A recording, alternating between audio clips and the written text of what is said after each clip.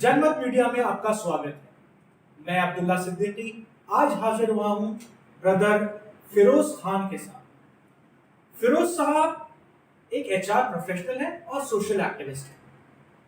उनका more than 10 years, almost a decade का social activism का सफर रहा है। फिरोज साहब चूंकि एचआर प्रोफेशनल भी हैं, इसीलिए लोगों को जॉब्स वगैरह दिलाने में मदद करते हैं। अब आते हैं आज के टॉपिक के ऊपर। हमारा आज का टॉपिक है ड्रग्स, कैंपेन्स अगेंस्ट ड्रग्स। तज्जियाकार जब सन 2020 का तज्जिया करेंगे तो ऐसा लगेगा जैसे कोरोना पैंडेमिक के अलावा सिर्फ और सिर्फ बॉलीवुड सेलिब्रिटीज का नशा करने का प्रॉब्लम ही एक प्रॉब्लम था। ना तो migrant crisis, Chinese liberation army का हिंदुस्तान की सरजमीन पे कब्जा, जीडीपी के नंबर्स, आंकड़ों का गिरना, ये सारा तो कहीं मीडिया में जिक्र नहीं है। अगर जिक्र है तो सिर्फ और सिर्फ कोरोना की वजह से इन्फेक्शंस और बॉलीवुड सेलिब्रिटीज। मेरे कहने का मकसद ये नहीं है कि ड्रग एडिक्शन कोई प्रॉब्लम नहीं है या उस प्रॉब्लम को अंडर प्ले किया जाए। हकीकत में ये बड़ा प्रॉब्लम है। मैं अपने व्यूअर्स को याद दिलाता चलूं कि सन 2017 के पंजाब के असेंबली इलेक्शंस ड्रग्स के मुद्दे पर ही लड़े गए। आम आदमी पार्टी ने इस मुद्दे को उठाया और कैप्टन अमरिंदर सिंह उसे ले दौड़े और आज वो पंजाब के चीफ मिनिस्टर हैं। लास्ट ईयर लोकसभा में पेश किए गए आंकड़ों के मुताबिक पंजाब में ड्रग्स से रिलेटेड सबसे ज्यादा केसेस हैं। But national crime records bureau के हिसाब से महाराष्ट्र में सबसे ज्यादा केसेस थे। अब हमारी बहस ये नहीं है कि लोकसभा के आंकड़े सही है या एनसीआरबी के आंकड़े सही है। एक और बात, 96% of the cases in Maharashtra were related to personal drug consumption. तो फिर चले हम आज के मेहमान के साथ इस बारे में गुफ्तगू करते हैं। फिरोज साहब, थाने डिस्ट्रिक्ट में और मुंबई सिटी में ज्यादा डिस्टेंस नहीं है जी। अगर महाराष्ट्र लीड कर रहा है एनसीआरबी के आंकड़ों के हिसाब से, तो मुंबई और थाने उसमें बड़ा योगदान दे रहे हैं। सवाल यह है कि क्या थाने मुंबई के लेवल पे है या उससे आगे है या उससे पीछे है ड्रग्स कंजम्पशन और केसेस से रिलेटेड? जी, जहाँ तक मेरा ऑब्जर्वेशन है, जैसे पिछले 10 सालों से मैं ड्रग एडिक्ट से मेरा मिलना जुलना है, तो थाने में डे बाय डे मैं कहूँगा कि बहुत बढ़ता चला जा रहा है। लेकिन मुंबई, मैं कहूँगा कि मुंबई में जो ड्रग कंजम्पशन है वो भी हाई है, थाने में भी हाई है, लेकिन मुंबई के इतना नहीं है थाने में, मेरा ऐसा कहना है। और दूसरी चीज़ मैं आपको ये बताना चाहूँगा कि मुंबई में हायर एंड जो ड्रग्स होते हैं, जैसे कोकीन वगैरह, जो उसका कंजम्पशन है, रेव पार्टी वगैरह आपने सुना होगा न्यूज़ चैनल्स में, तो वो सब ज़्यादा मुंबई में ज़्यादा होता है। और नवी मुंबई एरिया जो अभी जो नया मुंबई है, वहाँ पर भी ये सब सारी चीज़ें होती है। जहाँ आप थाने की बात करोगे, थाने डिस्ट्रिक्ट की बात करोगे, तो जैसे माइनॉरिटी पॉकेट्स है जहाँ पर मिडिल क्लास लोग रहते हैं, लोअर मिडिल क्लास लोग रहते हैं, तो वहाँ पर जो ड्रग कंजम्पशन है वो हायर एंड ड्रग्स का नहीं होता है। वो जो होता है उसमें वो ड्रग्स जो होते हैं वो एकदम चीप ड्रग्स होते हैं। चीप ड्रग्स मैं आपको बता सकता हूँ, जैसे कि चरस गांजा जो हो गया, ये चीप ड्रग हो गया। शराब, सस्ती शराब, ये चीप ड्रग हो गया। तो इसका ज़्यादा सेवन यहाँ होता है, गरीब आदमी इसमें ज़्यादा करता है। जो लोअर क्लास के जो लोग हैं वो लोग ज़्यादा इसका सेवन करते हैं।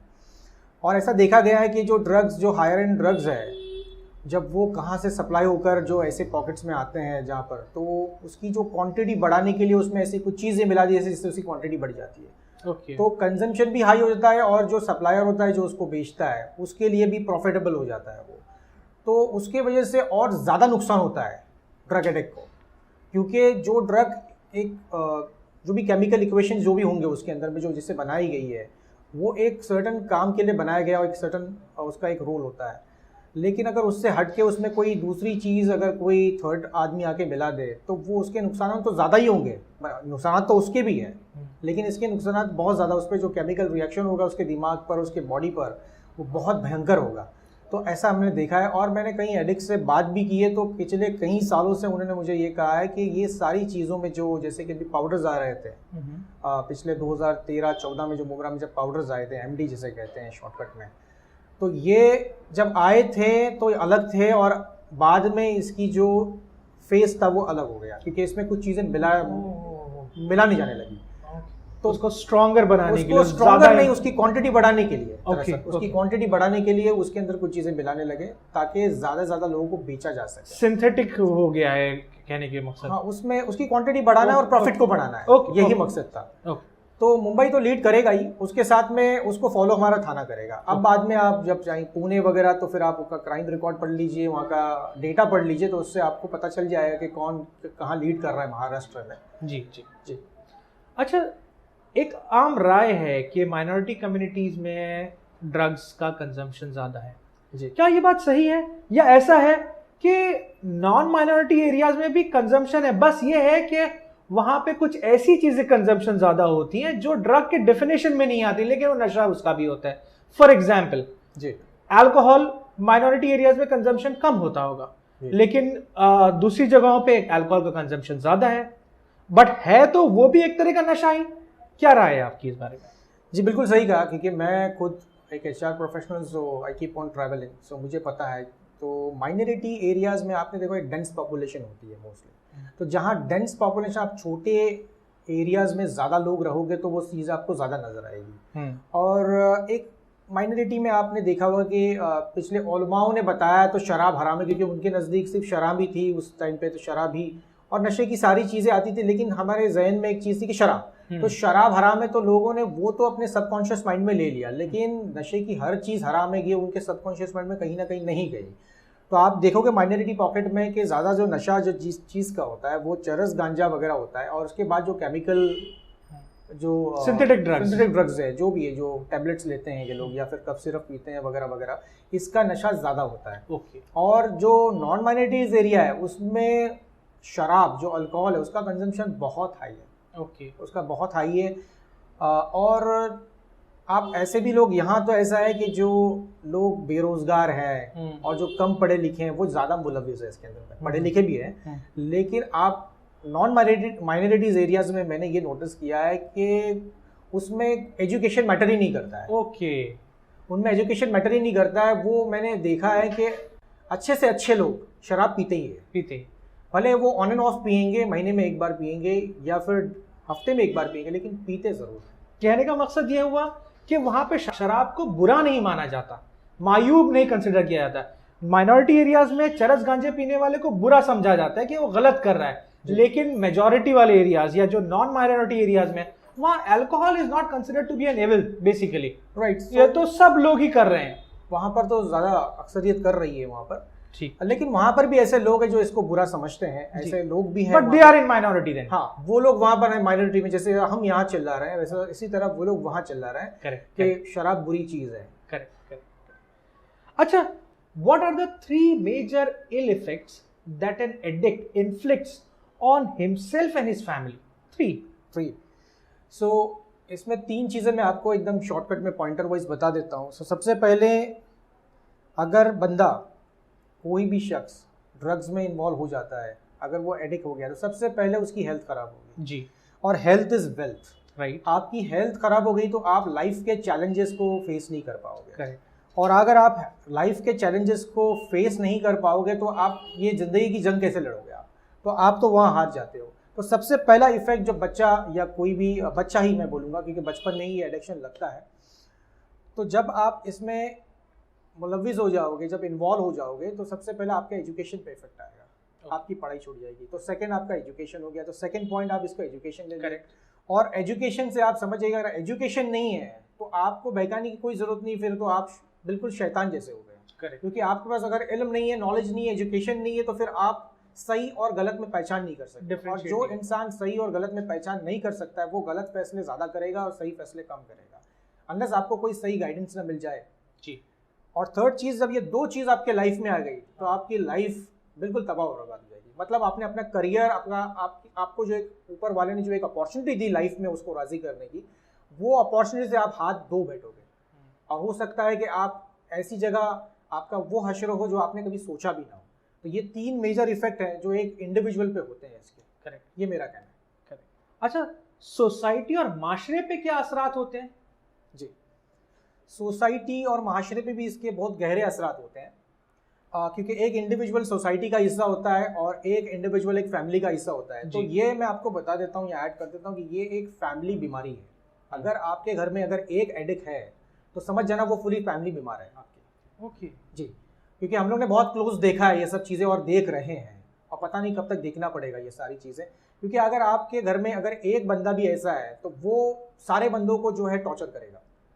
तो आपकी फैमिली तो ऑलरेडी बीमार पड़ गई है। उसके बाद जो है मुआशरे पे ये इफेक्ट होते हैं कि उसके पड़ोसी, सोसाइटी, आपने कहा सोसाइटी मुआशरा, तो उसके पड़ोसी, वो जिस इलाके में रहता है वो पूरा इलाका, और जिस शहर में रहता है वो, उसके एक्शन और रिएक्शन से वो कहीं ना कहीं उनको भी इफेक्ट होने वाला है। तो हो सकता है कि कोई बच्चा, क्योंकि बच्चों में कैसा होता है कि बच्चों में एक डर होता है, जब बच्चा होता है तो उसमें एक डर होता है कि ये, क्योंकि उसने एक्सप्लोर नहीं किया होता है, वर्ल्ड को उसने एक्सप्लोर नहीं किया होता है।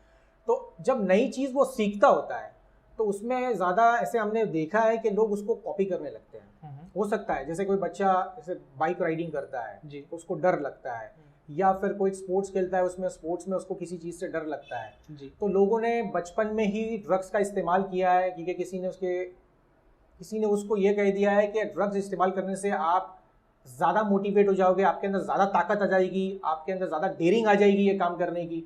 तो ऐसे भी जो है इफेक्ट नज़र आए हैं सोसाइटी के अंदर में, और ऐसा लोगों ने जो है सिर्फ अपनी डेयरिंग दिखाने के लिए, अपने आप को साबित करने के लिए, अटेंशन सीकर बनने के लिए लोगों ने ड्रग्स का इस्तेमाल किया है। तो सोबत का असर तो वो जब जाएगा जिस माहौल में, जिस मुआशरे में वो जाएगा, जिस लोकेलिटी में वो रहेगा, तो उसका मिलना जुलना तो होगा, तो उस पर तो इफेक्ट पड़ेगा ही। तो हो सकता है वो उसको देख के इबरत कौन लेता है वो तो मुझे नहीं पता है, लेकिन ये जो है वो इसका कॉपी कैट्स बड़े आ जाएंगे मार्केट के अंदर में, तो दूसरों का चांस बढ़ जाता है जी जी, कि हो सकता है कि दूसरा इसको कॉपी करे, वो दूसरों को भी हार्म कर सकता है, क्योंकि वो उसको खुद को नहीं पता है कि अपने लिए अच्छा बुरा क्या है।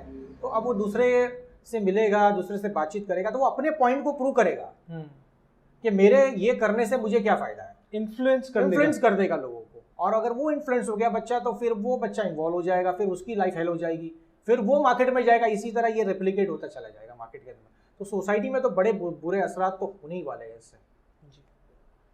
है कि ड्रग्स के अगेंस्ट कैंपेनिंग में दो तरह की एक्टिविटीज़ होती हैं जी। एक तो ड्रग के इल इफेक्ट्स की अवेयरनेस से रिलेटेड एक्टिविटीज़, ताकि लोग जो है इसके करीब ना जाएं, और दूसरा ड्रग एडिक्ट्स का रिहैबिलिटेशन। क्या इसके अलावा भी कुछ एक्टिविटीज़ होती हैं? जी हाँ, इसके अलावा भी दो एक्टिविटीज़ मैं बताऊंगा आपको जो बहुत अच्छा रोल प्ले करेगी। अगर ये चारों चीज़ एक साथ हो जाए तो इसके इफेक्ट बहुत अच्छे आएंगे मार्केट के अंदर में। पहली चीज़ तो DIC का शुरू करना है। ड्रॉप इन सेंटर होता है, मिनी ड्रग रिहैबिलिटेशन सेंटर होता है, बड़ी बड़ी NGOs उसको रन करती है।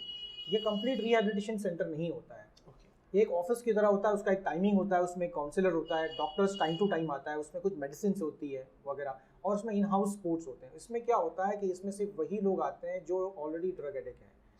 तो उनके टाइम को एंगेज किया जाता है, उनको वहाँ पर एंगेज किया जाता है, और उनकी जो है प्री काउंसलिंग की जाती है वहाँ पर एक काउंसलर के द्वारा, और उनको रजामंद किया जाता है कि आप अपना इलाज करा लो, क्योंकि कोई भी ड्रग एडिक्ट जो होता है वो अपना इलाज कराने पर आमादा नहीं होता है, उसको कन्विंस करना पड़ता है।